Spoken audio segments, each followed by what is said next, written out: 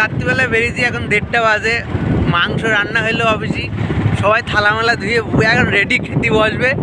হাড়িতে দেখে ওরা 3 হাত নেই, পুলিশ চলে আসছে তো ভিডিও করতে। তুই গাইজ একটু ভয় পেয়ে গেলাম, ওরা হেলমেট ছিল না তো।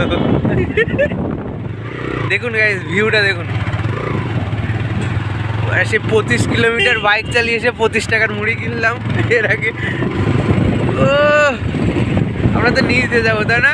উপরের ভিউটা দেখো, ও সেই চোদন। এই যে যাচ্ছে শুভজিৎ স্যার, কই কি ভিউ রাত 2টার সময়। ও